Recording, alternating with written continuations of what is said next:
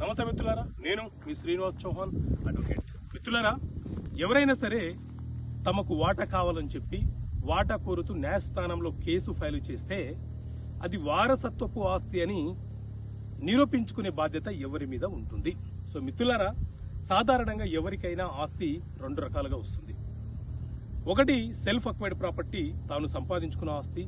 రెండు వారసత్వంగా వచ్చినటువంటి ఆస్తి.